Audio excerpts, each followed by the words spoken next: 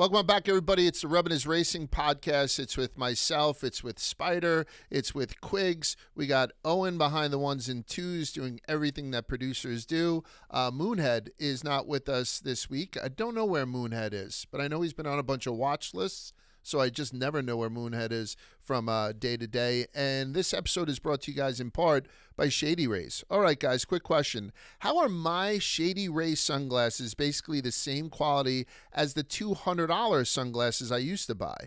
And I'm not exaggerating. They feel every bit as premium as the expensive brands I've owned. Meanwhile, I'm wearing Shady Rays to the lake, on the boat, at the game, at the track, coming to the job, because if I drop them in the ocean, they replace them. If I knock them off my desk, they replace them. If I sit on them one day, they replace them. And here's the crazy part, they're actually premium. Polarized lenses that cut glare hard, super clear optics, durable frames with solid hinges, clean classic styles that look sharp without trying too hard. And if you're outside on the water in the sun driving every day, you need shades that actually perform. So go to shadyrays.com, grab a pair, and get sunglasses with lost and broken protection.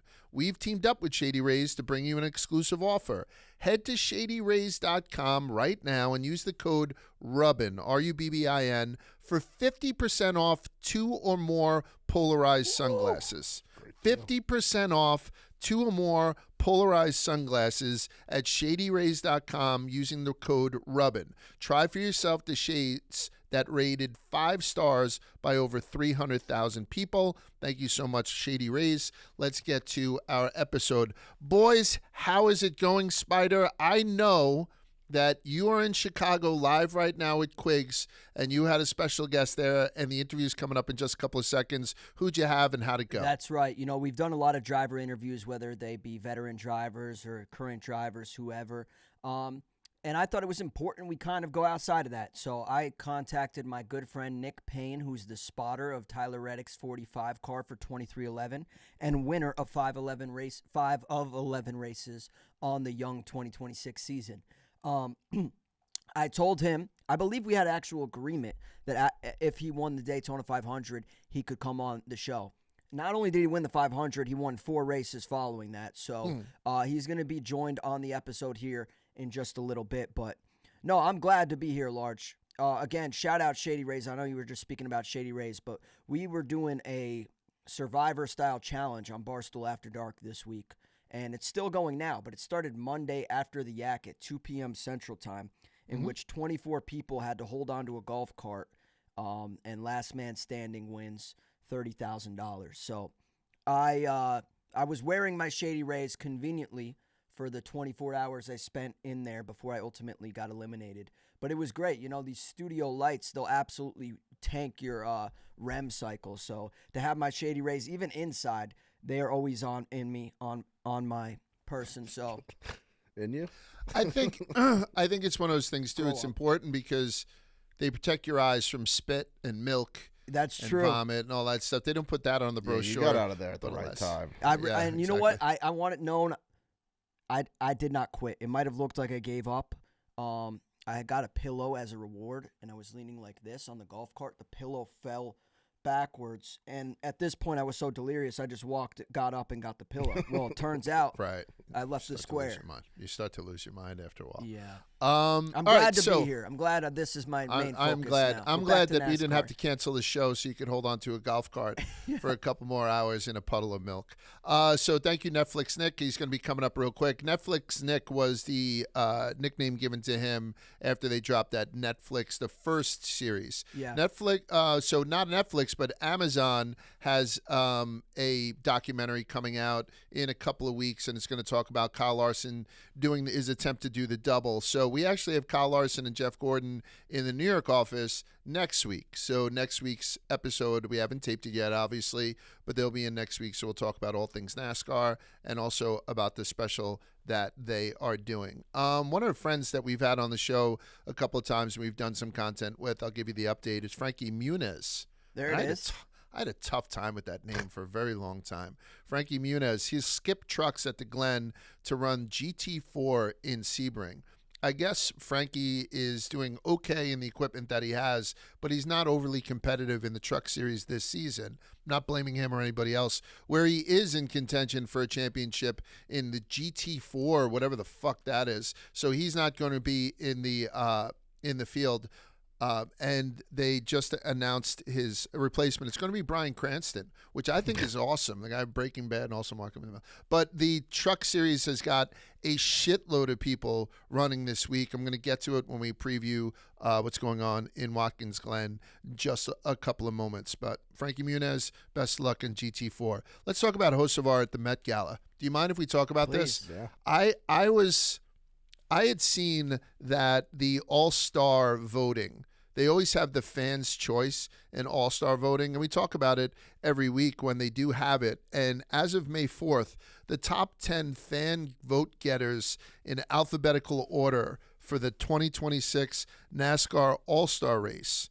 You have the fan one that you kind of get voted in if your performance is not enough to get you in regular way. And right now it's Allmendinger, Bowman, Buescher, Gragson, Eric Jones, McDowell, Priest, Stenhouse, Suarez, and Connor Zilisch.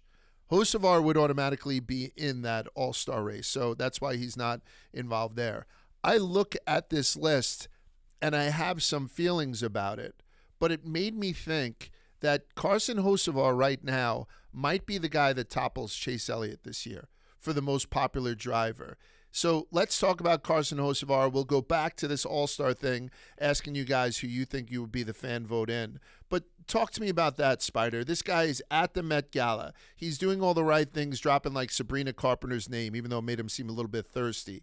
Do you think this guy has a chance to ultimately uproot Chase Elliott, or is that just recency bias as far as the most popular driver award goes? No, I mean, I think if there's anyone that has a chance, it's Carson Hocevar. I also think it's interesting to think about from a lens of like, if 2 weeks ago on this podcast you asked me who's getting invited to the Met Gala, like which drivers I would have considered. I'm sure maybe Carson might have been in there, but like there's a lot of guys that absolutely in no world I can envision going to the Met Gala representing NASCAR. So I do think this is a step in the right direction, a great thing to see. Also, I mean, I was watching his interview.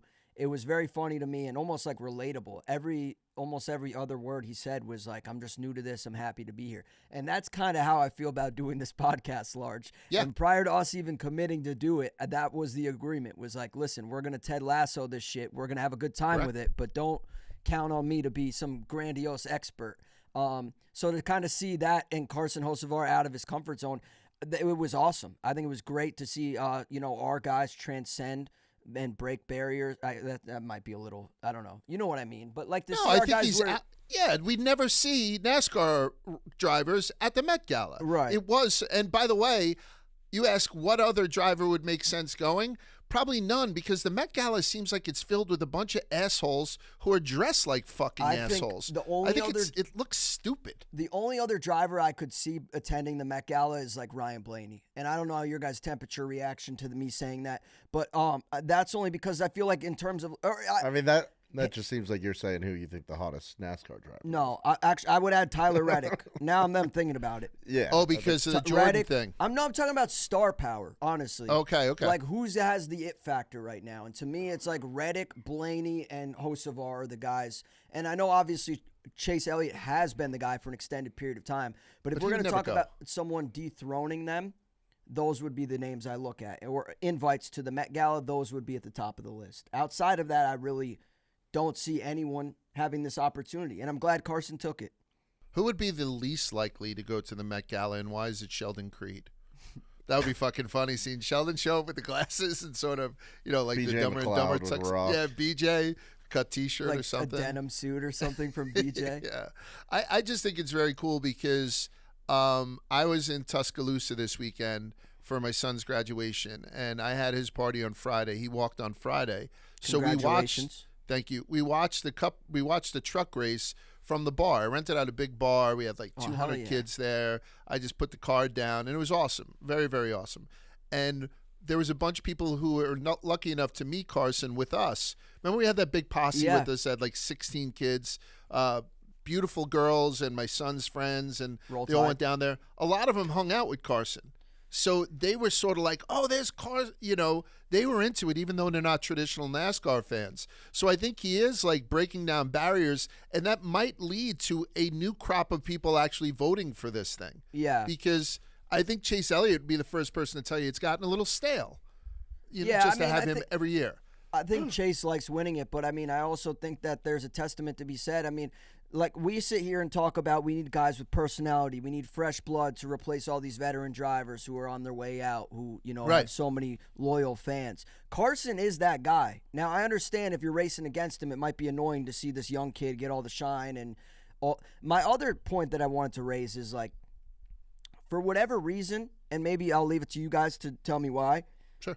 Carson Hocevar's first win was more. There was more like there were more on the Richter scale. It went off higher than Ty Yeah. Gibbs' win, John Hunter's or 100%. Harrison Burton's win. Whoever's first win you want. And I'm not trying to like discredit those other guys. I'm saying for whatever reason, Hocevar has that it factor. Yeah. No, and it means more when he wins. I was going to say which there's not an actual award for this, but he would be like probably the first guy ever that if you took the poll at the beginning of the season, he might have won most hated driver.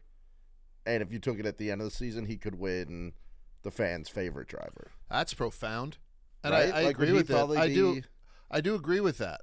I mean, only disagree because I've been beating the Hocevar drum for a while now, and I've been a fan of his. Yeah, but but I do see the from public at the beginning of the season was like, this guy's a menace. Like, Yeah. that win really changed it to people being like, this guy yeah. rocks for NASCAR from like the majority sentiment. Some I people would have agree. been and it wasn't on a that for deep-seated forever. hate. Like Yeah. I don't think so. Like Denny Hamlin has become somebody who is all booze to no booze when he gets introduced when he gets introduced at the race. But the hate for Hamlin was decades long, and then his rebuild out of it with the podcast, and then obviously a lot of the news, and then him chasing the championship. That casually and eventually dragged people back around to his side. But with Carson, it was like, I hate him. Oh, I don't hate him. I think a lot and- of the Hocevar hate was drivers. Like, a lot of people's favorite drivers had bad things to say about it. So it's like, if Kyle's like, this kid has no idea what he's doing, like, blah, blah, blah. If you're a Kyle Busch fan, you're like, I hate this Hocevar kid. He's a menace. Yeah, and plus, to Spider's point, that was the splashiest first win that we've seen in a while. Yeah. And what did he do? He pulled off a great celebration. Yeah, so that got so much play on non-traditional NASCAR outlets. yeah. That also, I don't know if there's a follow-through where those people who love the celebration will also have the most popular driver thing put in front of them. But if it does, I think that it's an interesting conversation to have, even though it's a bullshit award, most popular driver. While we're talking about this, my friends at Chilli sent me some Carson Hocevar signed hero cards of him at Darlington with the throwback. I'm not going to give you one large. I know. I'm going to give them out to the audience. So if Go! you guys are listening to this, tweet me a photo of you at Chili's. Any tweet that comes after May 6th will be considered. And if you're one of the first, hopefully I still have a hero card to send your way. Fantastic. And by the way, Shout out Chili's. If you're at Chili's, you might as well try the Big Crispy 3 for Me. Chili's 3 for Me serves up the Big Crispy, fries, bottomless chips and salsa, and a bottomless drink for just $10.99. Chili's Big Crispy 3 for Me, I think, is the best $10.99 that you can eat.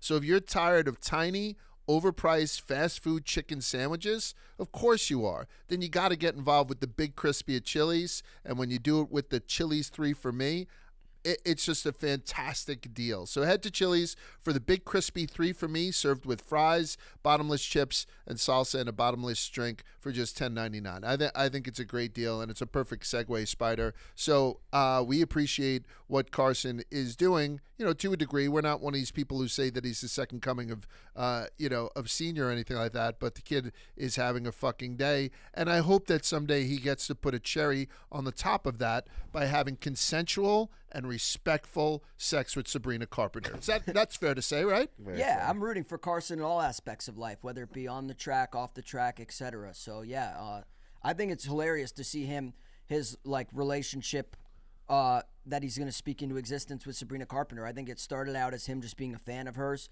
and then now it's kind of progressed to him tweeting kind of Quig-style photoshops of her sitting across the booth from him And at Chili's. that's what women love.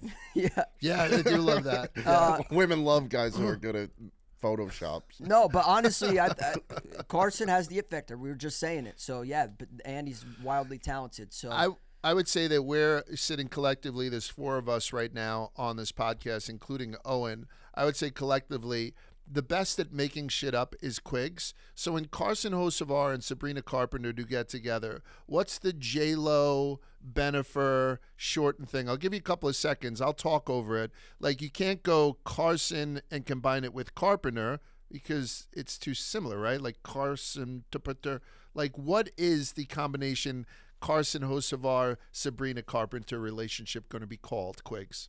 Sabarson. Sabarson. How did I not come up with that? I don't know. It's a tough one. You're going to have to ask me next week. That's our homework. Fuck. Sabarson's what I got off the rip. Sabarson ain't going to work. Carcina? Sabrina Var? I don't know. So let us know if you got do a you You have gotta two leave the car in there. Cause like car. Yes, car, yeah. But you can do it with Carpenter Carbina? or Carson. Oh. Carbina? I don't know. Cars tour? Shout out Cars Tour. Shout out Dale Jr. We love you, Junior. Just the cars. Absolutely. So if Spider has 2 of those hero cards, send us in what you think it is, and we'll send you out some free cards for that shit too. 11 down, 15 to go in the regular season, and now it's officially been a full year since Kyle Larson has won a race. It's been a full year since Kyle Larson has won a race, but in that time he has won a championship. Currently sits 8th in points, and he has the documentary dropping. I don't think people are saying this yet by any stretch of the imagination, because people are ringing the alarm with Joey Logano. People ring the alarm every 3 days with Alex Bowman, even though he just pulled off 2 P3s coming back from Vertigo.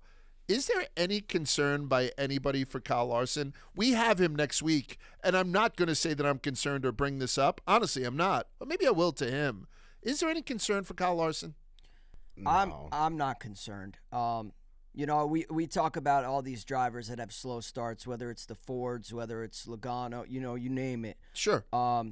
Yeah, like you said, Larson has a lot to show for it in that time. He has a championship that he's won, and he just came off a O'Reilly Series win this weekend. So it's definitely surprising to hear this stat, but I'm not concerned. I'm surprised that this is a fact, but I'm not concerned about it at all. Larson, like you said, he's 8th in points. He's consistent.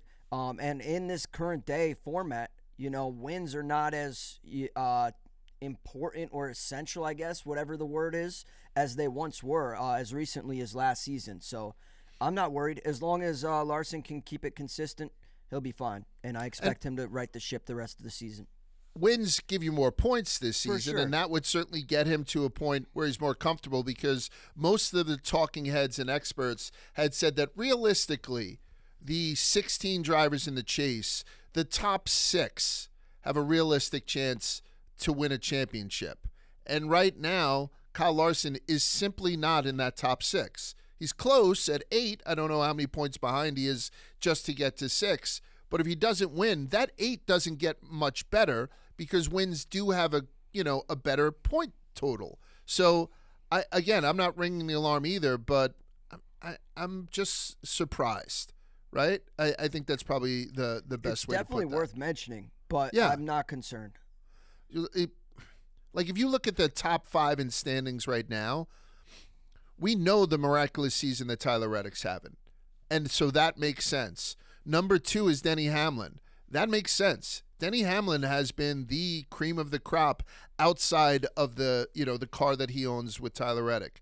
Chase Elliott. Chase Elliott has 2 wins. That makes sense. Ryan Blaney, Mr. Consistency. That makes sense. Chris Buescher being in the top 5 is probably the outlier that you wouldn't expect there. You would expect maybe Chris Bell or William Byron or certainly a Kyle Larson. Then you have Hocevar. Then you have Gibbs. And then you have Kyle Larson, and it just doesn't seem right. And then behind him is Keselowski, and behind him is Byron. So it's an interesting top 10.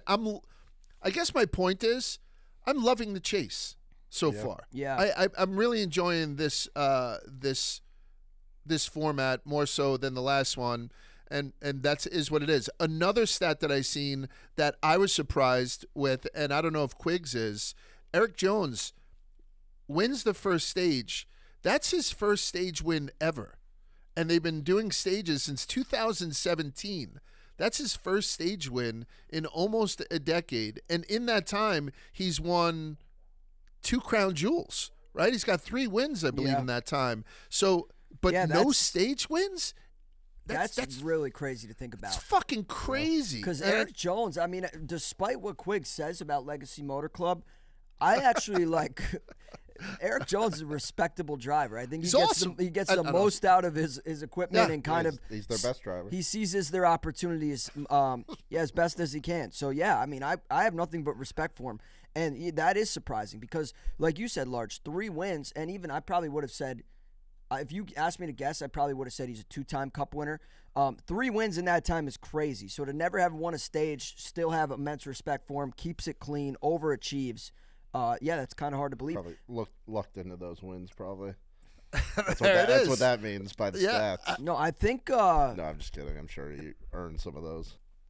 But isn't that crazy that we're talking about Kyle Larson not having a win, but in the meantime having a championship, and Eric Jones, getting his first thing where he won the Coke Zero Sugar 400 in Daytona, the Cookout Southern 500 in Darlington. I think he won the Cookout twice, right? So yeah, I believe he has 3 wins, 97 top 10s over 11 years. I mean, that is wild to not even just like accidentally get a stage win just from. And it's different racing for him. Yeah. Like especially in our old format, the win and you're in was what he was trying to do. So trying to flip stages and whatnot was stuff that he was never on the same schedule as a lot of other people. Either way, congratulations to him. How long was he at Joe Gibbs for? Because like if it was just 1 year, no, it was 1, 2, 3 years. So yeah, that is pretty surprising. And I will tell you one other stat, and I'll move on from stats after this because all I'm doing is like, hey, isn't that cool? Bubba Wallace, the fastest 4-tire pit stop in competition ever. Bubba Wallace had the fastest 4-tire pit stop ever. I think that should be made a bigger fucking deal out of. And, maybe somebody run out and give roses out, right? We're going to throw our flowers to certain people. Yeah. I would give that to his 2311. To 2311 and particularly the Team 23's put a sign up in the shop.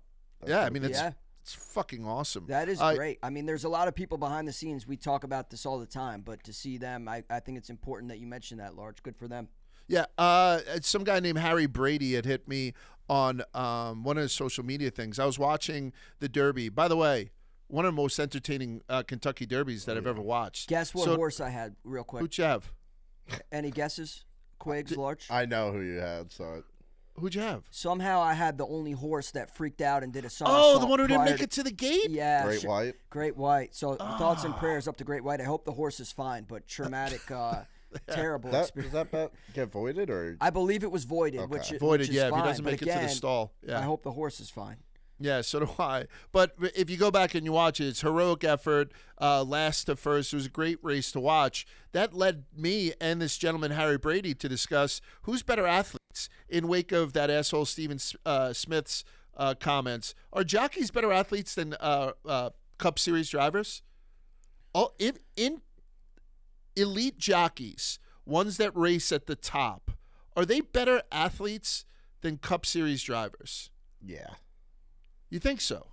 Yeah, I mean, just more if we're just saying athletics is what you're kind of controlling with, like, your body, yeah.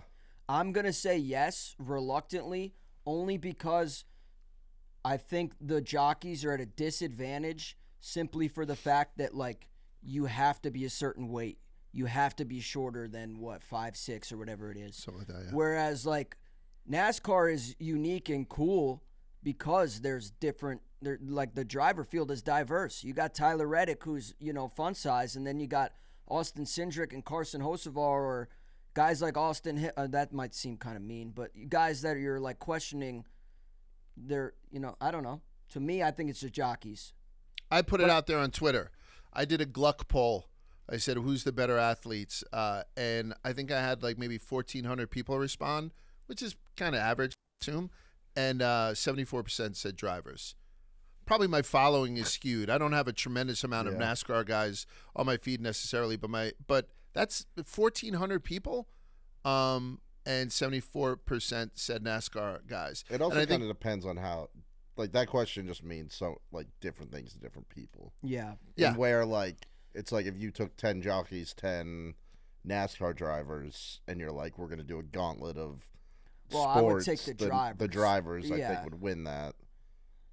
But I think for individual competition of like their sport, I feel like a jockey does more like athletic things in. I think to be able to race. like. Is it an interesting question, or am I just a fucking asshole? No, it's something. No, it is. It's yeah. They're both the like captain of their own vessel in a sport where something else is kind of doing the majority of the legwork, but they're involved. I think it's a good question. Right. I think jockeys also. We have spotter Nick Payne coming on the show. As far as I know, jockeys don't have spotters. They don't have anyone. They don't have a radio. They don't have help. They can benefit from. They're a little bit more on an island on their own.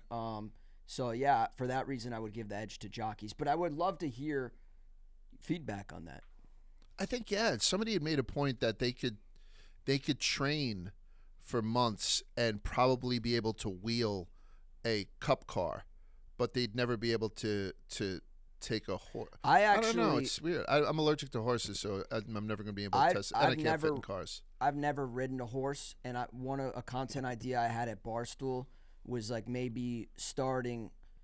I love racing, whatever that looks like. If it's horse racing, if it's car racing, whatever. If it's wiener racing, Brandon just put out a weenie dog racing video. I kind of want to see what it takes to become a jockey myself. Maybe that starts with like Gianna Blaney, who has horses, teaching me the ropes about horseback riding, and then progressing into like using my Barstool connections, whether that's Dave Portnoy's horse, like something like that, and actually trying to maybe compete, try my hand at it. So yeah, I don't know. I have immense respect for both jockeys and drivers, but I'm interested to know what the public opinion is on this. Chase Elliott. Second win of the season. We just said third in points. Chase Elliott is back, and I couldn't help but think that when we had him on the show, Chase Elliott is notorious for not having a tremendous amount of personality, perhaps, which I think is not the right way to say it because that's almost insulting. But he doesn't oftentimes get too worked up about anything. When Spider had asked him, what's one track that you would take off the schedule, he had said Texas right away, without skipping a beat. And now he has 2 wins there. And I think he alluded to it when he got out of the car, saying that, I've said some stuff about it in the past. He has on this show. Yeah. I will tell you that Texas used to be one that I wouldn't mind skipping whenever I, as a viewer. And we've never actually been to the track. So I've heard that the track experience is very good. They said it was a sellout crowd. I don't know if it was sold out. I don't know what that means anymore with all the corporate tickets. But it seemed like there was a healthy crowd there. And how do you guys feel about Texas now? It's getting better, right? Yeah, I loved it. Honestly, I thought it was a great weekend of racing. The truck race was freaking awesome. I thought that was a great way to start the weekend. And, that was the first point when I was like, maybe Texas is better than what everyone else is trying to lead me to believe. And I think the rest of the weekend kind of delivered. The O'Reilly race was awesome. Quiggs and I were actually at DraftKings Wrigleyville watching the Kentucky Derby, and I was adamant. I said, please, I need NASCAR on here somewhere. So I demanded, shout out to the great people at DraftKings Wrigleyville. They obliged and happily put on the O'Reilly race for me. I had Brent Cruz for a top 5 plus 210 that cashed.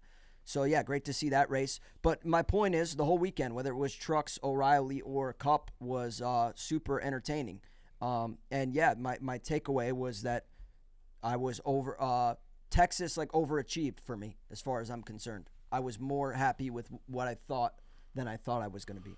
What you think of Texas, Quiggs, and what did you think of the Elliott victory? I'll go one further. We know that Toyota's had some problems, right? So I asked the same question last week after the big one at Talladega. Does it cheapen Carson Hocevar's win when we saw 26 cars get caught up in the shit last week? Does it cheapen this win by Chase Elliott and Chevy in general, knowing that Bell and Gibbs had their days end early, and Briscoe also. Briscoe had his problems. So 3 of the premier Toyotas were not part of the mix there.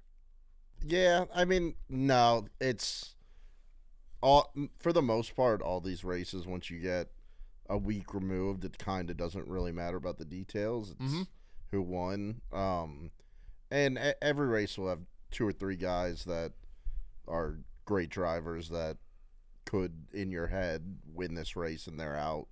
So I don't think it weakens it at all, and I think what Spider said was probably the right word of Texas overperformed as a track for me.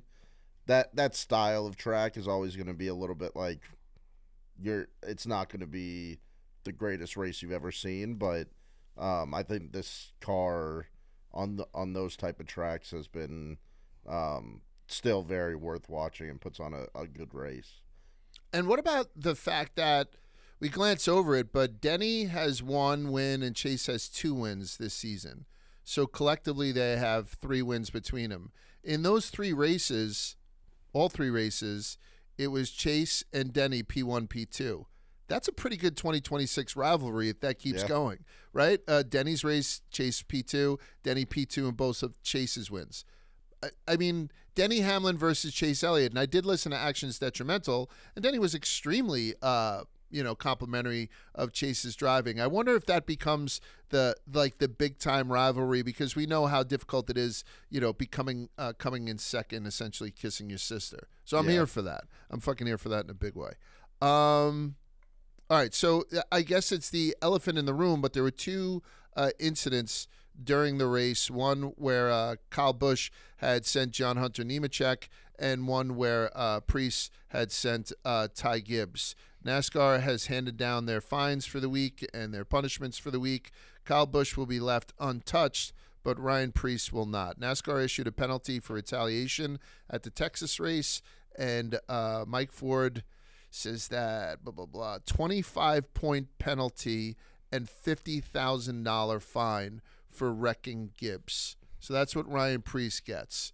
Kyle Busch did not get anything, but Brad Moran will have a talk with Busch, because it is twice in a month where they're giving him the benefit of the doubt as far as wrecking someone, which is Herbst at Bristol, Nemechek at Texas, and the benefit of the doubt is running out for him. I'm going to say that again. They didn't fine or penalize Busch in any way, but said they're going to give him a talking to and say, you've gotten the benefit of the doubt, and the benefit of the doubt is running out. Priest is not getting that warning.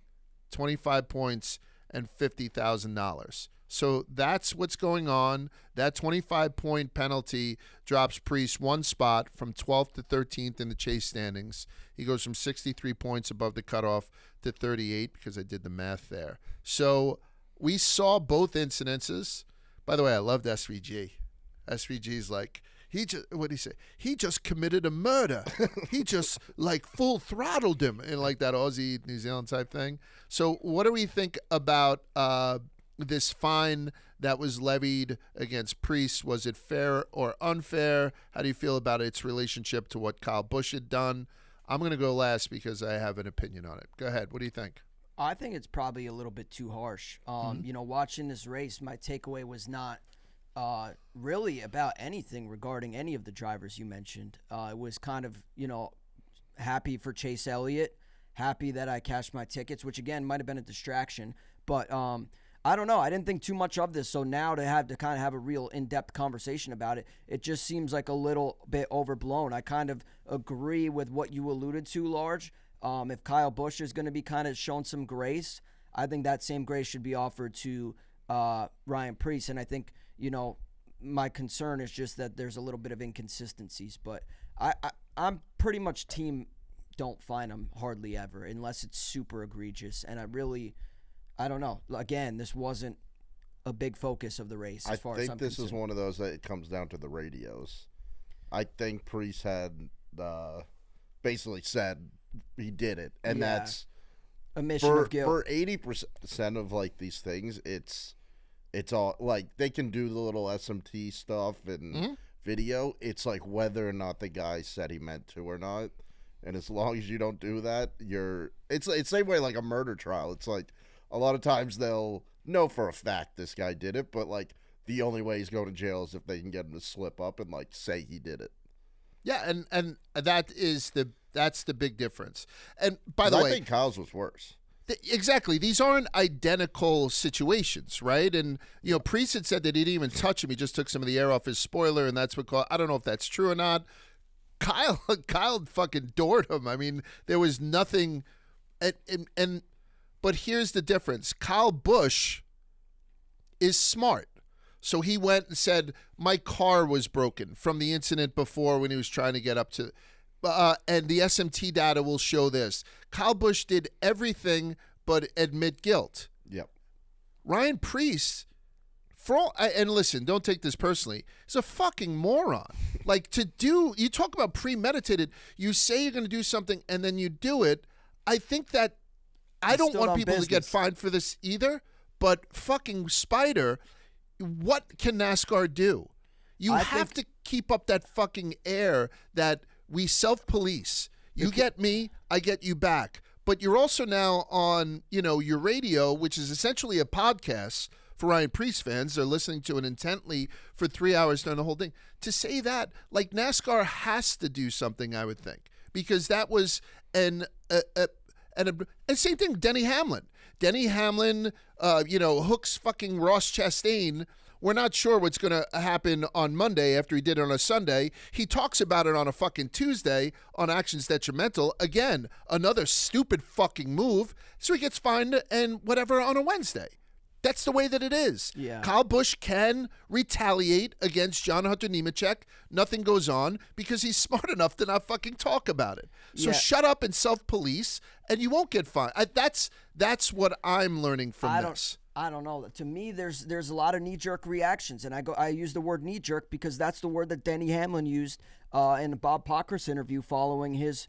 I don't know if you guys saw the tweets where he was basically replying to Jeff Dickerson's prior regarding the lawsuit. So, I think knee-jerk is a great way to put it. A lot of people, whether you're driving a car and you're, adrenaline dumping, locked in, super dialed in the race and the task at hand, it's easy to have knee-jerk reactions. And, I just think that there should be more consistency, whatever that looks like. To me, Ryan Priest stood on business. He said something, then he acted on it. A lot of these drivers, how many times have we sat here on this show and trashed a dude because he said he was going to beat the shit out of a guy following the race only to keep his helmet on and then have his pit crew guys step in? You know what I mean? As far as I'm concerned, I'm going to go the other way and say credit to Ryan Priest for standing on business on all 10 toes and doing what he said he was going to do, whether it bit him in the ass or not. I'm going to clearly stand on the other side and say that if this guy misses the chase by, 10 points, I would 15 or 20 points, then congratulations. You got to say something into a fucking radio.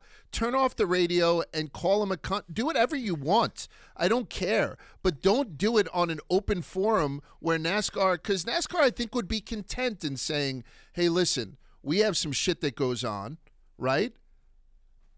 Like, I hate to bring the room down, but him saying that little prick's too fast, when I get him, he's done. What if something had happened to Ty Gibbs, right? Something negative. Again, I don't want this to happen to where Ty Gibbs couldn't compete in NASCAR anymore. And let's say something happened to John Hunter Nemechek during the same race. We can still go back to what Kyle Busch had said, SMT, and he had a broken this and all that kind of stuff, and still kind of explain it away. With what Ryan Priest did, it couldn't be considered by anybody anything other than assault. Honestly, like I think I can't stress enough how stupid it was for him to do that. Honestly. And that's why he got it and Kyle Busch did. Consistency I get. Spider. Yeah. And I think, NASCAR saying that, oh, I'm going to tell Kyle Busch that the benefit of the doubt is running out. That's hypocritical. Because the reason that they didn't find him is because of the SMT data and whatever the mechanics had told him about Kyle's car and shit like that. So there is no benefit of doubt. You had concrete evidence, right? If he has concrete evidence the same way next week at Watkins Glen, then he gets the benefit of the doubt again. Benefit of doubt doesn't work if you're dealing with facts. So if you want to keep it a gray area, stop that benefit of the doubt bullshit. Because that would make me mad when I'm RFK and I'm appealing this, which I'm assuming that they're going to do. But either way, I think you can still door guys. You can still, except for right rear hooking guys, you can still retaliate. Just don't fucking talk about it. And I feel like I'm talking to infants when I say that. Turn off your fucking radio. But it's like, I'd rather them talk about it and say it just for my sake and an entertainment sake, but you will get fined. Yeah, you will get fined. And it'll fuck up your chase. You will get fined. After the race ends, they should run over with like reality-style boom mics and just put them like in a scrum around the drivers. But no, the Ryan Preece stuff from testimonials. Yeah, exactly. The Ryan Preece stuff was not really as big of a story. Maybe it kind of overdrowned by the John Hunter, Kyle Busch stuff. And I think one thing that is really interesting to me. If my memory serves, and I'm like 95% sure it does in this particular instance, John Hunter Nemechek came in our office last season, and I'm pretty sure that he told me that Kyle Busch was one of his closest friends on the NASCAR Cup Series level and someone that he kind of like bounces ideas off and, has conversations with. And so to now see this and them kind of have beef was definitely like kind of crazy and brought that back to me. The other thing that I will say is like I was kind of distracted. I believe after the race there was a photo of John Hunter Nemechek getting out of his car, and he had a bloody, I believe it was a bloody nose, which was the ultimate conclusion. But there was a lot of speculation on what happened. Did we miss a fight, etc. So that to me was kind of what I was paying attention to. Not as much the Kyle, the other stuff, the Ryan Preece stuff. So yeah, I don't know, but. My biggest takeaway again was that that John Hunter Nemechek and Kyle Busch were previously good friends, from what I understand, and now seemingly have beef in 4K. Yeah, they're not now. I think if the takeaway from this is that NASCAR will continue to let drivers self-police on the track to a certain degree, as long as they don't fucking talk about it, I'm okay with that. Even though I don't like to see fines given out to Quiggs' point, makes for an exciting race. We got stuff to talk about. But just know enough to not fucking talk about it. Positive. Spire, P6 and 7, while McDowell finished 27th, right? So we got 6-7, Suarez and Hocevar 6-7. And McDowell can't get out of his way. He's 19 seasons in with 2 wins. Is there a chance we see like somebody like Michael McDowell, who was going to be on my ticket this weekend when we do Picking the Tires? I like him this weekend at Watkins Glen. We don't mention his name, but he's 41 years old. I mean, he's up there with the rest of the guys as being in that. I don't know if he's the oldest guy up there, but whatever. Do we see McDowell walk away at any point? And do you think that it's a better move for Kyle Busch to then jump in a third Spire car? I think we do see. I think we might see Michael McDowell walk away at the conclusion of this season. And the only reason I say that is because when he left Front Row Motorsport, it was under the guys that he wanted job security. He wanted a multi-year deal. From what I remember, right. Front Row Motorsports was not willing to give him a multi-year deal. They offered him a 1-year contract, at least from, again, what I remember. And he ultimately moved to Spire because they guaranteed him a multi-year deal. Now, he's in the 2nd year of that multi-year deal at Spire Motorsports. Was the agreement that he accepts a 2-year deal and then walks away at the conclusion of that 2-year deal? I don't know. My point is there's going to be a finite compression of seats in the Cup Series. As of right now, gun to my head, I would say I expect Corey Heim full-time racing next year. And there are guys that I don't expect to walk away. Like I expect the same for Daniel Suarez. So if there's someone that is going to walk away, to me, McDowell would be at the top of that list, unfortunately, because I like him. I respect him. I think he has a unique kind of existence in the NASCAR world. He does. He's as cool as a cucumber. Yeah. He doesn't cause issues, and he comes out of nowhere and kind of turns heads when you least expect it. So I value his participation, and not overly confident that we'll see more of it next year. Yeah, I agree. You like him, right, Quiggs? I echo your sentiment, Spider. Just so you know, I think I wrote a blog about his adoption thing too. After he won at the Brickyard and he had the kid out there with him and stuff. Guy. Yeah, I think he's a great person and whatnot. I'm just wondering when, on his terms, him being like, yeah, you know what, I'm not operating to where I think, even though he just won the Brickyard. Like, I don't know if it's one of those things where he walks away. And part of the question is, after Quiggs, you're done, whether you think that's a good move to jump to Spire. And wouldn't that be an interesting team? For of Kyle Busch, Daniel Suarez, and fucking Carson Hocevar. But go ahead, Quiggs. I interrupted you. I apologize. No, I kind of think the same. I think he maybe will have – I think he might get a little bit of a nudge out the door and then be like, I'm just going to go. I'll be a good guy and just leave on my own. I don't know what Kyle Busch wants, and I don't know who wants Kyle Busch anymore. Right. That is, like, back to what we were saying, it was like I saw a tweet that was basically like, what a fall from grace, where it's Kyle Busch is now beefing with John Hunter Nemechek and like for 21st place, while the guys he used to be competing with are like battling it out up front. I mean, Busch would be fun. I think that'd be a fun move, and I can't think of anybody else I'd rather in that seat just from like an experiment standpoint, but I don't know if it's the right answer. I think maybe that seat, just replacing it with some youth and the future, might be better than a Kyle Busch. But I'd be happy with it just from let's see what happens. Mm-hmm. There's some other talk regarding Hayek Motorsports and the team Ricky Stenhouse races for, and that there's reason to believe, or I guess rumors to suggest, that they might close up shop at the conclusion of this season. So I guess not that I necessarily believe that, or this is not my scoop, right, but in that hypothetical, I guess there could be a world in which Ricky Stenhouse would take McDowell's ride should he step away. I think that, to me, is the most logical route. Is that if you asked me, if McDowell retires, who drives his car next year? Stenhouse. I would say Stenhouse 1, Kyle Busch 2, the field 3. Okay. And by the way, I mean, Daniel drives like his job depends on it, because it does. He's having a pretty good season. I said it early this season. I said he's my guy to watch. I think he's going to be driving like an absolute mad lad, and he has. We have to get him on. So let's get Dan. I know we're booked up for next week. Get Daniel. Oh, he just signed some sort of deal with that bare knuckle company that I love, BKB. Oh, yeah? All right. So, yeah, they're already on Lane Riggs' truck, BKB. There's 2 bare knuckle leagues. One of them is bullshit, and the other one is the one that I watch, BKB.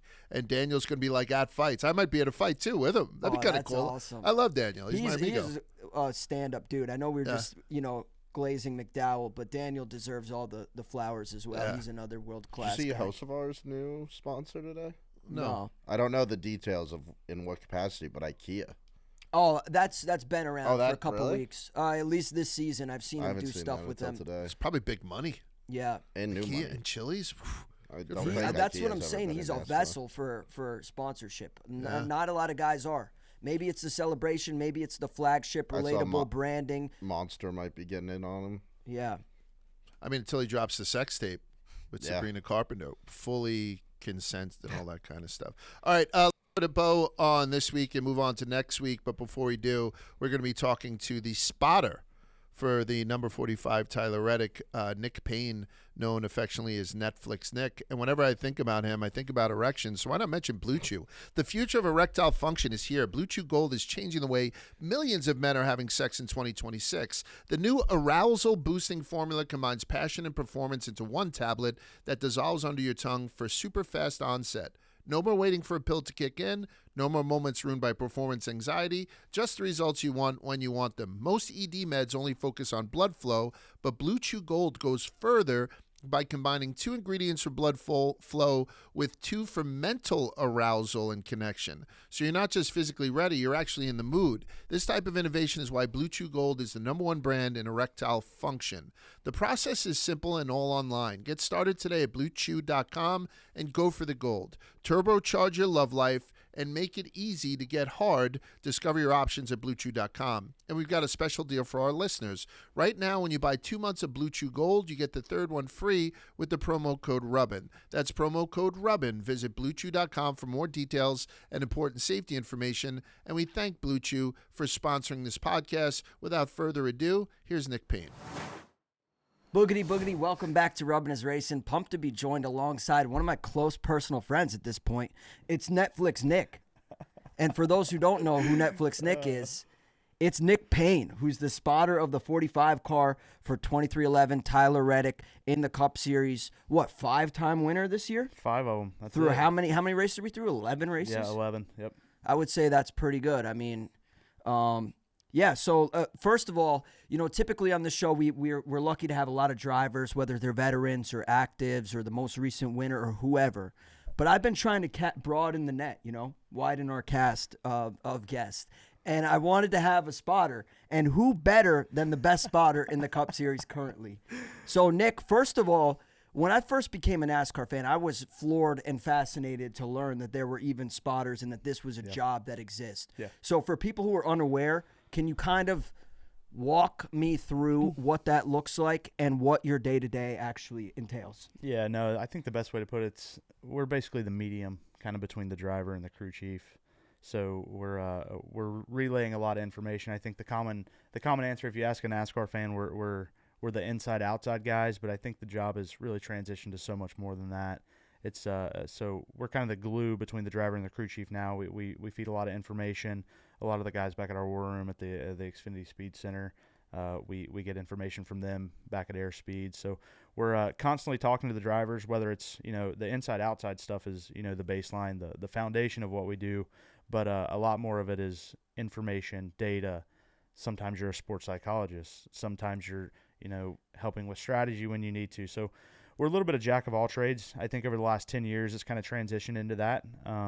More so engineering mindset, more so than telling them how to drive or, you know, the easy inside-outside stuff. So it's a little bit of everything. We get to have our hands in a lot of stuff, a lot of meetings through the week. So pretty involved. So it's a pretty cool deal. Yeah, and, you know, it's easy on surface level to just give all the credit to the drivers, but there's a village of people that go behind the scenes and put in a lot of effort to that. So, yeah, your role is essential in that. Mm-hmm. I guess my question is, how is this something you even know that you're good at or get into? And what are the essential skills required to become a spotter at the highest level? Dude, honestly, it used to be when it first began. I would say it probably started in the early kind of 2000s. The late 90s is where this job really took off. It was more so really just someone you threw up there to just protect the driver, and it was easy. It was the guy that you really didn't need the most, and it's then it kind of transitioned to older drivers get out of the sport. You know, there's several up there now, like Tim Fedewa, Andy Houston, like a lot of these guys I could name that were really great drivers in, you know, the O'Reilly series and different series. But now it's more so taking this point of younger guys with the engineering mindset. I'm kind of on that earlier wave of that. I'm a little less of the traditional, you know, I understand the data, the analytics. I sit through the meetings and try to, you know, be involved and understand the strategy of what we're doing. So it's a little different, but now it's basically anyone with the engineering mindset is kind of looking at this role and knowing that they can have an impact on it. So I'll be honest, 5 years ago, I didn't know what the hell I was going to do with my life, and I just wanted to be in racing, and I was kind of at a point where I didn't really know, so I started spotting just more so for the fun of it. I had a bunch of friends who were doing it. You know, it was something I could do with road courses and only do 5 races a year, because at road courses you use multiple guys rather than just yourself. And when 2311 began, I joined. Freddie Kraft was a good friend of mine, and Shout out Freddie, we love him. Shout out Freddie. I want it so. Really, it circles back to there's a lot of people that have to take gambles on you. It's not something you just jump in and say, you know, hey, I raised my hand to do this. Taylor Gray was my first full-time opportunity in the truck series. He hired me. I did his ARCA races full-time. I did his truck series stuff part-time. I was looking for something a little more. Went to Big Al's with Freddie one night, and I'm like, hey, man, I want to kind of pursue this. So joined with his road course deal. Did road courses for Bubba Wallace in 2021, 2022. Let me stop you there. Road courses are probably a great opportunity if you want to get your feet wet as a spotter, right? Absolutely. Because don't these drivers have like upwards of 10 spotters on a road course? So most road courses were 3 now. Okay. San Diego will have as many as we can take, hopefully. Yeah. It's going to take a lot. So, it's a really good opportunity, and that's the way I look at it now. Now I have I'm fortunate enough to give these guys an opportunity. So I take the guys who I feel like are up next and, need these opportunities to try to pay it forward, because that's what Freddie did for me. So went to Big Al's with him one night. I'm like, hey, man, I just want to pursue this. Called me crazy. He was like, it's going to be hard, but I was pretty ready for that. And I started doing his road courses with Bubba. So thankfully I've been with 2311 kind of since their inception. Yeah. And did some testing. Was lucky enough to do some Atlanta testing when they paved Atlanta. And then rolled right into it. I did some, tests for Kurt Busch, and was just very fortunate through all that to where when Tyler joined full time, I just had an opportunity, and they were like, hey, come join us. So it's not really that I was the greatest at it. I probably wasn't the best at it at that point, but just kind of works out in your favor. It's not something you really train for or, get to just jump in and do. It's just a lot of things have to fall perfectly. Yeah. A lot of these old drivers, they don't expect to be doing this. For sure. They still want to be driving, I'm sure, but it just works out, and it's a pretty cool deal. You mentioned starting with 2311 and both Taylor Gray and Tyler Reddick. How cool is it to be at 2311 since the inception? I mean, they've been a rocket ship, and then this year just ascended a whole different stratosphere with rattling 5 of 11 wins off early, exclusive. Like, that's your car too. So yeah, I don't know. You've been there since the inception, starting out with some of NASCAR's best drivers, whether it be like Taylor Gray, who's been great on the lower level, or Tyler Reddick, who's been a rocket ship for 2311. How significant and impactful has that been for you? No, I've been so fortunate to be surrounded by a lot of really great drivers. I mean, I could sit here and rattle off names of I've spotted for in the O'Reilly series and the Truck series, and all of them are great. But I think starting at the 2311 inception was really cool. I think over the past 5 years, I've gotten to see so many people grow within the company and kind of grow within myself, and teach me a lot about myself and how to maneuver myself in the sport. And it's been really, really fun. I enjoy it. Being able to join with Tyler full time it's tough. It's scary. Yeah. I'll be honest. Like, my first big plate race where I was fully involved was the Daytona 500 with Tyler in 2023. And I mean, to sit here and say I wasn't shitting bricks would be a lie. Yeah. So that's the scary part. You don't really know what's going to happen. They took a big risk on me. They gambled on me. So 2023, I was a nervous wreck all year. But now, to jump in with, these pit crew guys that I've seen develop the last 4 years, you have all these veterans, and go out and win like a Daytona 500 with Tyler is probably the most rewarding part. It's very self-gratifying for me and for Tyler, but, to see like the Wade Moores, the Brian Deals, all these guys on the pit crew that haven't won a Daytona 500 that have, worked 10 times longer and 10 times harder than I have is certainly the most rewarding part. So it's been fun, but no, the development, all the ARCA, the truck, the Xfinity, the O'Reilly series, every series we've done the last 4 years is what developed me to get here today. So all those drivers are a huge part of all of that. And, the Taylors, and I do Kyle Sieg in the O'Reilly series now, and he's a great kid. And Who was that? Oh, Kyle Sieg, yeah. So we have a pretty good time, and it's a fun deal to be a part of. That is so cool. I mean, obviously, I know you're a big racing fan, and you were mentioning how you wanted to get your foot in the door. But outside of that, on a personal level, I know you're a massive sports fan. Yeah. Every time you're here in Chicago, you're inviting me to a Cubs game with the family and friends tickets. We always have a great time. Yeah. I got to imagine, as a sports fan, it's got to be very cool having a relationship working firsthand for Michael Jordan. And again, the race fan in you is probably floored to work for a legend like Denny Hamlin. For sure. So I know I hate to kind of be like your friend from high school that's like, what's it like to work for Michael Jordan? But what is it like to working for that crew? At first, honestly, it's intimidating. I mean, I wouldn't lie and say it doesn't have that factor, but it's rewarding in a sense of he's fully involved. I think that's the biggest misconception is people think he's probably not involved as he is. He is. He sits in these meetings. He comes to our pre-race meetings when he's at the track during the weekend, and he'll give a speech, and he understands the strategy, and he understands what's going on, and he knows everybody by name, and he asks questions, and he's fully became a student of the racing world, and I think that part's really exciting to see. I enjoy being around him. He's a great guy. He would do anything for any of the guys and girls on the team, and it's been exciting to work for him. And it almost kind of pushes you to the next level to, want to impress him and do all you can and race for championships. And, I mean, I just think back to the moments where, like, we're racing for a championship in Phoenix, the Final Four. He comes in the pre-race hauler, and he gives probably the most electric speech I've ever been given in my entire life to the team. And I'm just like, man, like, these are the moments, like, this is what he wants and this is what he thrives on. So that part's been cool. I mean, working for Denny is kind of a different side of it. You compete with him every week. You have to race him. You have to live with him, 36 to 38 races a year. And you have to take a different approach of he's your competition still, but at the same time he's your boss. And he's been great to us, very good to the 45 team and every other team within the company. And it's cool to work for him. I mean, he's a, first ballot Hall of Famer. He's, shockwave through the sport several times. So that part's awesome. But as a sports fan, man, it's wild. It's a different side of everything you ever see on TV, and it's cool to be a part of. It's cool even just on TV to watch it because, seeing Jordan come to NASCAR and then simultaneously build something in just 5 short years that is capable of this much success is wildly impressive and a testament to kind of the championship blood that he pushes. Oh, yeah. So, even I can't imagine, like I said, it's so cool to watch on TV. Oh, yeah. In real life must be a whole different beast. But you guys have had an unreal start to 2026. 5 of 11 wins, a variety of different racetracks, whether styles of tracks, disciplines of racing, whatever you want to call it. What is the ceiling for this 45 car the rest of the year?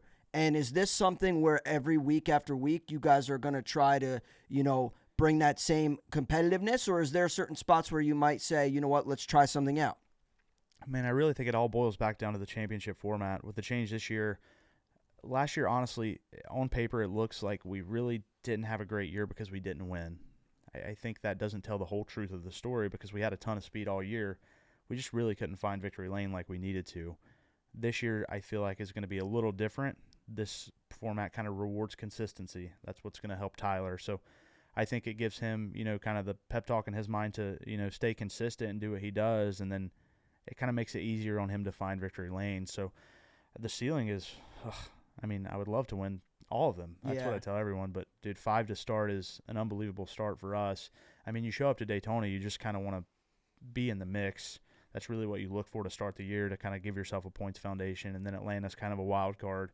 So the start of the year is a little shaky for most people, and we just fired off on all cylinders. So exciting. Very, very, very cool for the 45 guys. I think we're kind of meshing, and, the chemistry we have there is pretty lights out right now. I don't think I've ever had a team in any sports, world of my entire life of, being a part of sports teams that I've felt, I have these guys back and they have mine as much as this one right here. So I think it's cool to be able to go to war for these guys every week, and they do the same for me, and we all have each other's backs, and if someone makes a mistake, we pick each other up. And by the time Tyler and I work out with our pit crew several days a week, so we get to spend a lot of time together, and all of our road crew down on the plate, we have lunch quite often, and man, we're vibing pretty good. Love so that. I told them at the beginning of the year, anytime I talk to SiriusXM, just don't let the 45 stay hot because they're going to be in trouble, I think. The 45 is a vibe. Yeah. I think I met you in victory lane following one of your guys' wins, and we just instantly hit it off.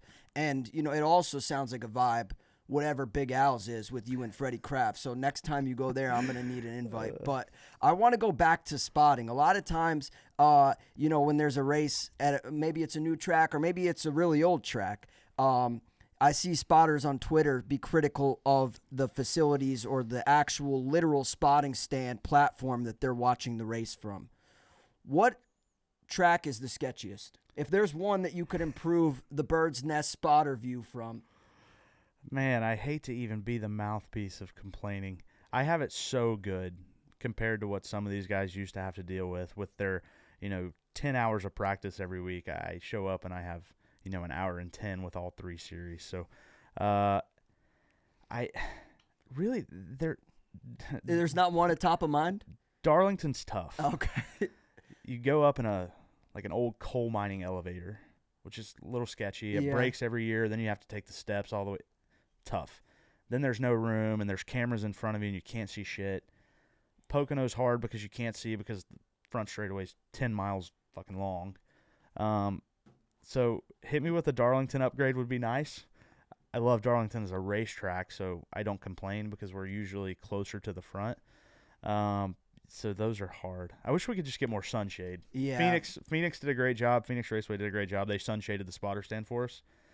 It's incredible. It does so much. Like, we're not just dying at the end of a 4-hour race. Yeah, sometimes Large and I will venture off and try to find Freddie or Nick during the race, and a lot of times we're like, it's rock climbing to get to where the fellas are at. It's a maze to get there. You need to come up more often. Yeah. Well, listen, if I didn't need like a safety harness and Atlanta.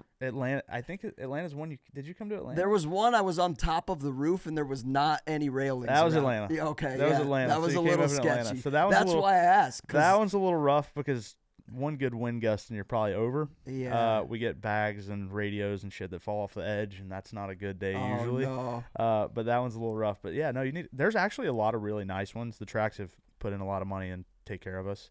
So I don't want to complain about the bad ones and not give the good ones their flowers. But no, it's we don't have it too bad. Yeah. We don't have it too bad. When Reddick wins, which he's done a shit ton of this year, he gets the trophy, everything like that. Does the spotter, is there any like physical incentive for the spotter? Is it just the paycheck, or is there like a tangible thing that's given to you? Maybe a fresh pair of Jordans? Love of the game, baby. That's what we do it for. Pride. Love of the game. I love it. Yeah. We're not here for No, me and my wife had this conversation the other day. The trophies don't really do much for me. Fair. Like it's cool. Like it's a piece for the house, but dude, it's more so being able to look down and see your pit crew on pit road jumping and celebrating, and go down to victory lane and high five and cheer for those guys and everybody back at Airspeed, like the guys, girls there. They work so damn hard. So it's more rewarding to see all that and come in and just those guys high fiving me at at Airspeed. And I'm like, it's you guys, it's not me. So love of the game. That's what I'm in it for. Yeah. A Daytona 500 ring is obviously pretty nice, so I'll wear that one pretty proudly. Yeah. And if there were a champion, if Reddick goes on to win the championship this year, is this an instance where the whole pit crew and everyone associated would get championship rings? Yes, sir. Thankfully, the sport's been really great about this. The big crown jewel events. You have Charlotte, you have the Southern 500, you have Daytona 500. You typically get a ring within the company for those. Daytona 500 is the only one I've personally won. I know Bubba won Indy back in 2024 and 2025, and the whole company got rings for that, and I even got one as a teammate. But so the whole company will get a Daytona 500 ring, and we'll have a nice photo in a couple months when those show up. Last thing I got for you before I'm going to cut you free here. We're going bowling this weekend at Watkins Glen. Expectations for the 45 car and preview that race from me outside of the 45 car lens. Like, what can we expect just casual NASCAR fans this weekend from Watkins Glen? You're going to see some new tire packs, turn one and exit of the carousel, that are going to kind of change everything. Turn one's going to look a lot different now. You're not going to be able to swing wide, and I think restarts are going to be a little more chaotic. I think you'll see some more crashes there. I don't necessarily know if that's what they want, but I think it'll be an exciting race. They have this road course tire that falls off pretty well, so I think Goodyear and NASCAR's done a great job with that. But within the 45 team, I think we just keep doing what we're doing. Execute, base hits, keep hitting base hits, he'll score runs, and I think that's really what we look for. We don't show up and try to win every race. We just try to be there and give ourselves a shot, and sometimes it just kind of fall in your lap. But no, it should be exciting. I think your road course guys are going to thrive like they always do. You'll see one or two unexpected people up there, maybe the 17 or like the 19. Those guys will probably race for the win as well. But it should be exciting. It's going to be a little different going. It's going to be cold, so a little different weather, but it'll be fun to see. I always enjoy Watkins Glen. The area is pretty rad, pretty cool place to go. Campground's pretty rowdy actually as well. Yeah. So it's a cool place, and we stay in a cool town, so I enjoy going out there. That's one place I have yet to be, but I will be watching from home this weekend, pulling on the 45 car. One thing I just realized, 5 out of 11 wins, 5 out of 11 races you won, That percent, do you know what that percent is? It's 0.4545454545. somewhere around 45%. Yeah, so That's it. I don't know. Something to think about. But thank you so much to Nick Payne, Absolutely. Netflix Nick, Oh, yeah. spotter of the 45 car, for coming on Rubbing His Racing. The first spotter, P1 spotter guest Oh, first ever. one. I got to come back now. I got to bring you something to hang on the wall. Yeah, I feel bad. I didn't something. bring any gifts. No, it's It all kinda good. caught me off Your guard. presence is a gift in that's it. itself. Yeah, that's but it. thanks so much to Nick, and continued success this year, not only at Watkins Glen, but through the rest of 2026. Thanks, brother. I appreciate it.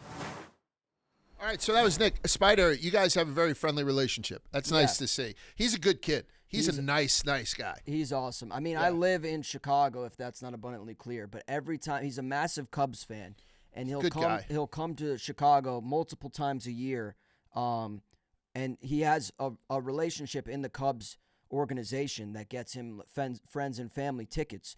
Every time he's here, he invites me to the Cubs game in my own city that I live in, despite him living in Charlotte. Yeah. We sit like very close behind home plate. He's always good to see him, whether it be at a racetrack or at a ballpark. So to have him on the show was great. And, you know, there's a lot of guys that don't want to come on and talk about their success for whatever reason. And, you know, maybe one of the reasons why I was so defensive of Ryan Preece is because he was actually willing to speak his mind, which I think is wildly important and lost on a lot of drivers. So yeah, in that vein, like if there's other people in the sport that have very cool things going on, or a part of something incredibly cool that they're building, whether it be 2311 or the 45 car specifically, I want to hear about that. And Nick, being a good friend, is easy to talk to, so I thought he'd be a good diving. I don't know what I'm trying to say. Diving partner? No, a good place to dive off the deep end. Something like that. I hear. Yeah, and I think too, like giving a voice to those guys, it sort of gives a nuance that, like Door Bumper Clear was built on the fact that spotters, you know, like they sometimes say centers are the most intelligent people on the football field. Right. You know, like I've heard that multiple times. Mangold used to say it all the time as well. And I think sometimes spotters have literally the bird's eye view of everything that's going on. So it's an interesting perspective. And he's much smarter than Freddie Kraft. Yeah, right? I mean, we can all agree on that. Also, right? the background, Freddie. to hear him talk about, you know, some of the spotters are former drivers. In his instance, he's more of the engineer. It's just fascinating. There's so much that goes into this sport. It's easy to be like, oh, it's just turning, you know what I mean? But the science, the data, the engineering, the safety, everything that goes along with it is really the fascinating part to me. So to hear him speak on that was awesome. Can I backtrack real quick and just get you guys' answer on who do you think will be the write-in for the All-Star race, the fan vote? I told you guys before that it was Allmendinger, Bowman, Buescher, Gregson, Eric Jones, Michael McDowell, Ryan Preece, Stenhouse, Suarez, Connor Zilic. I know that Gregson, much like Chase Elliott, has won this thing the past 3 years. Is there anyone who looks like they're going to usurp Noah Gregson on that All-Star fan vote in your eyes? Is Zilic is there. Zilic is there. He's on that list? Yeah, so Zilic is part of that list, along with Bowman, who has a pretty good story coming back, right? Zilic is, you know, the hot hand as far as, even though he's having a shit season, like there's a couple of people that might give Gregson a run for his money. I think if I had to vote right now, I probably would vote for Alex Bowman.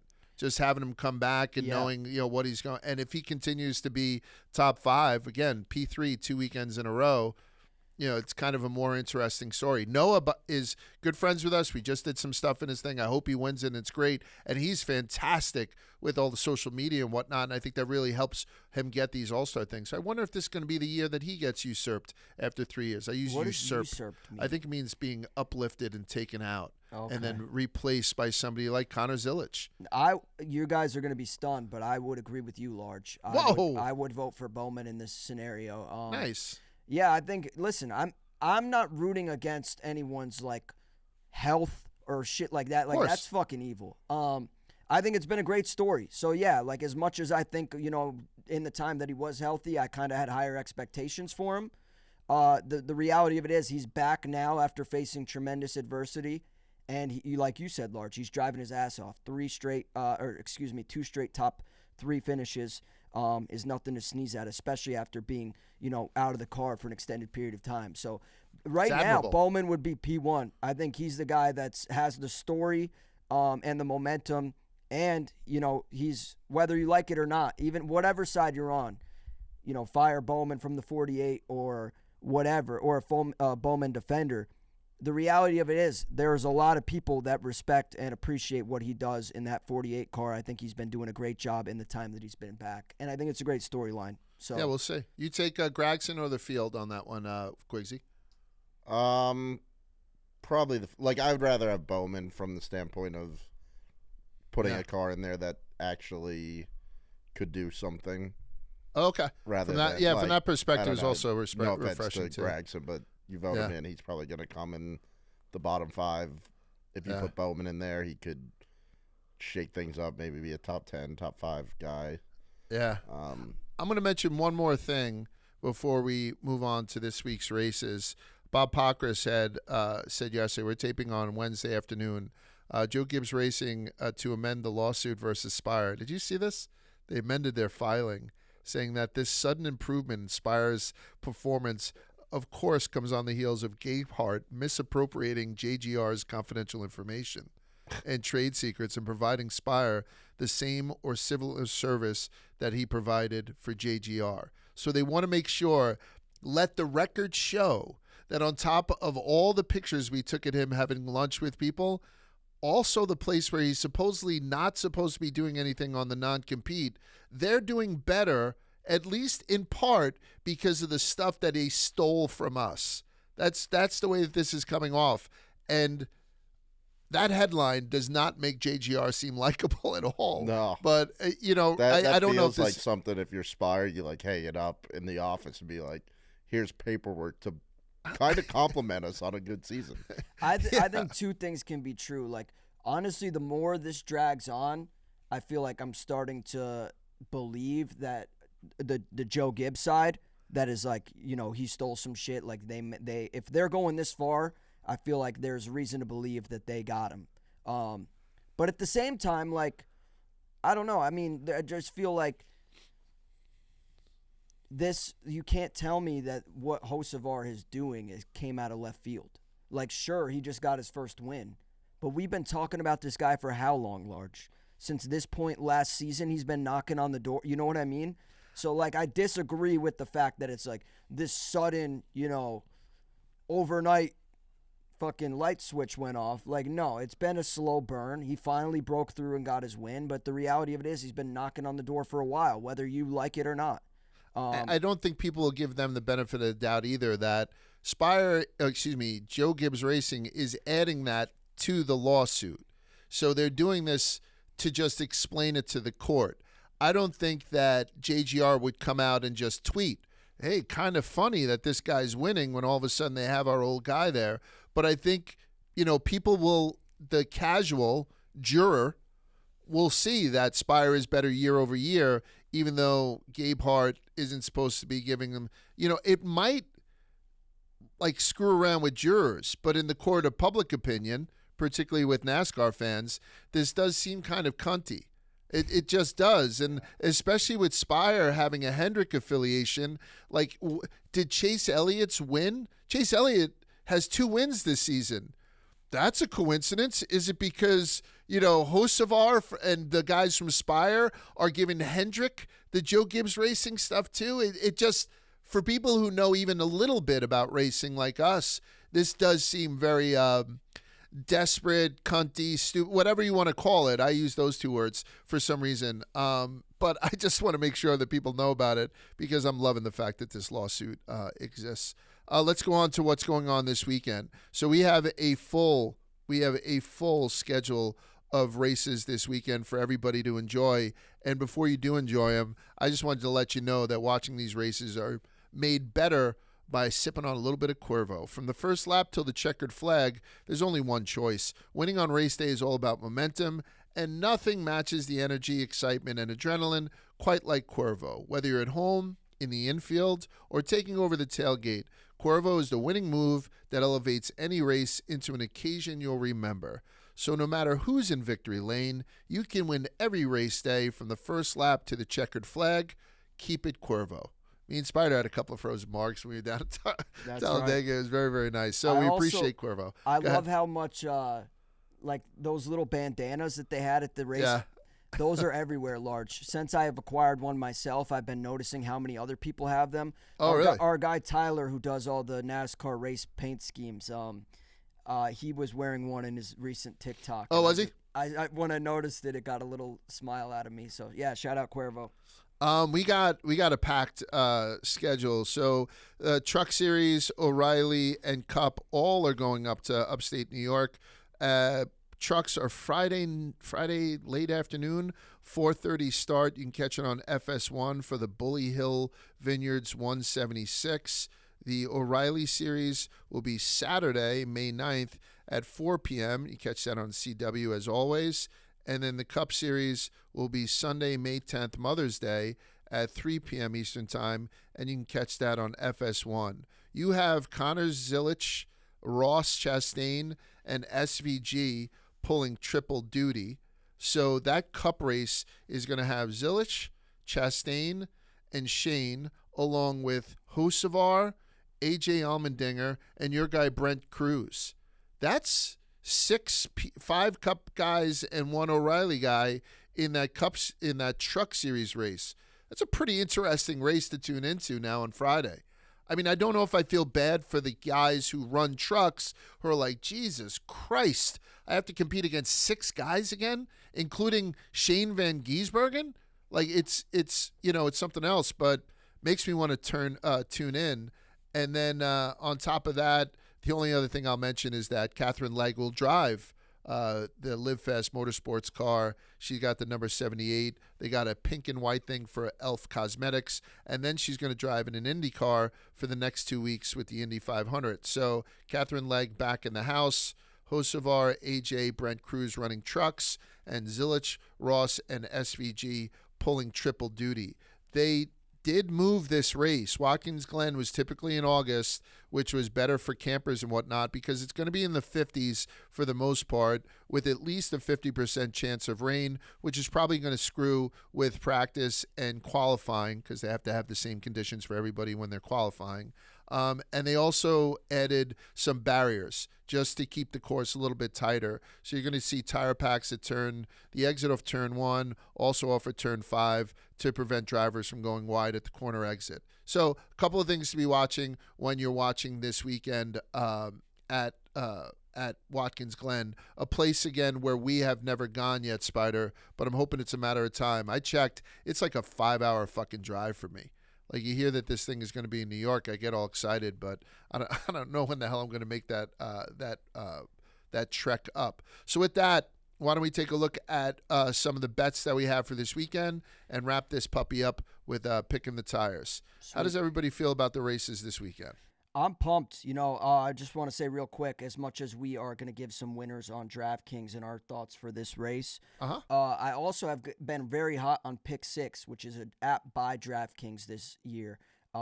Including this past weekend, I won $1,000 on Carson, Hocevar, Denny Hamlin, and Tyler Reddick, all to finish better than their listed finishing position on the Pick 6 app. And Pick 6 is live a lot of places DraftKings is not. So if you're in a state where DraftKings is not live, check out Pick 6. There's a good chance you may be able to get involved there. You can sign up in my Twitter bio. There's a link, and you can get $50 in credits after wagering just $5.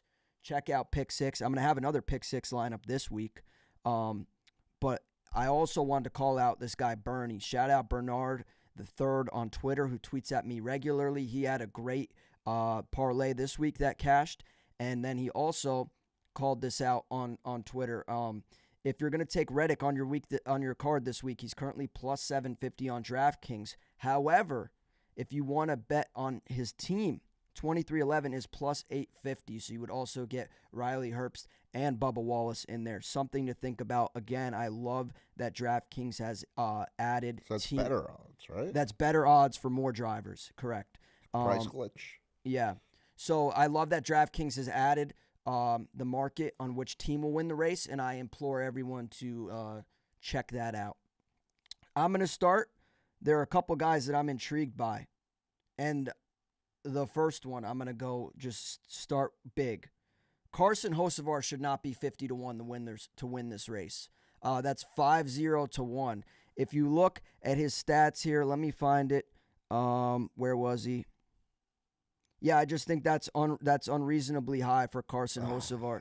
I feel like he's a 50-1 driver at this track. He's currently, out of all recent Cup performance rankings at Watkins Glen, he ranks 4th in average finish of 10.5. In his 2 races here, he has 1 top 5, 2 top 10s.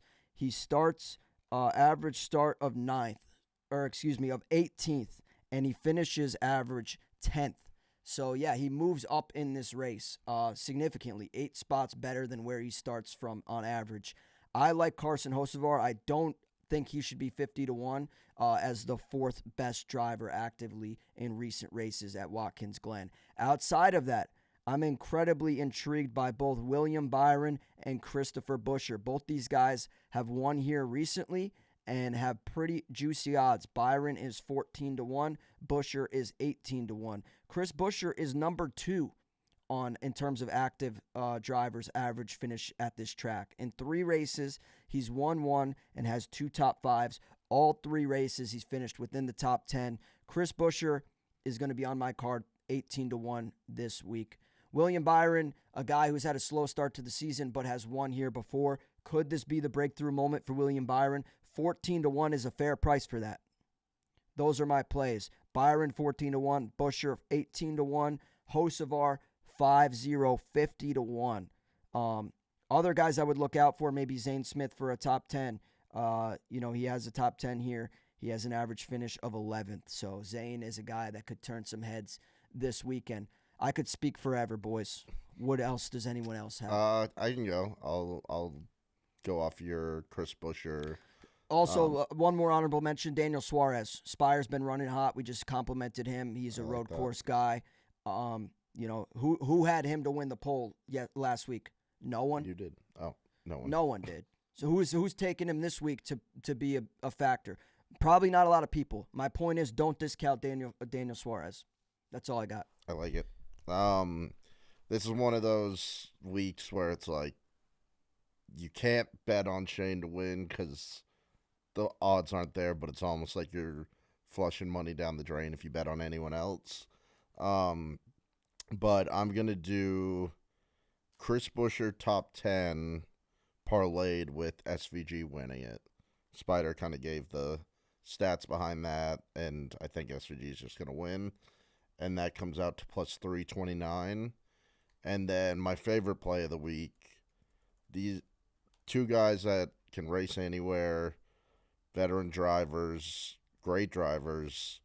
I think in the last 6 races, both of them have had 6 lead lap finishes, so they stay alive in this race. And it's Denny Hamlin and Joey Logano to both finish top 10 plus 1,500, which I think is amazing odds for both of those guys to just be in the top 10, which I feel like they'd both be disappointed if they weren't.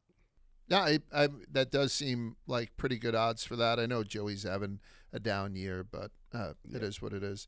I am going to take Daniel Suarez, a top 10 finish at plus 165. Top 10 finish, plus 165. I think that's good money. Chris Buescher, I'm going to take as a top 5 finish at plus 235. And then Michael McDowell, I'm going to take as a top 5 finish at plus 285. So nothing too out of the ordinary there, top 5s and top 10s. And then if you look, sometimes DraftKings throws up pre-made parlays. I jumped on one of them. It's a little bit, crowded because it's a top 10 4-driver parlay. So I need William Byron, Chase Elliott, Kyle Larson, and Chris Buescher to finish in the top 10. So 3 out of 4 Hendricks drivers, not including the one who's been top 3 the past 2 weeks. I'm going to a road course, I get it. Plus Chris Buescher. I need those 3 guys plus Chris Buescher in the top 10, and that's paying over plus 1,000. It's plus 1,045. So I sprinkled a little bit on that. And with that, that's the end of this episode. Like I said last week, we have Jeff Gordon. Have you ever heard of him? And Kyle Larson live in the studio. But more importantly, we want to thank Nick for stopping by in Chicago and spending a little bit of time with us, because it's always greatly appreciated. So that's it for Rubbing His Racing. Thank you, everybody, for tuning in, and we will see you guys next week.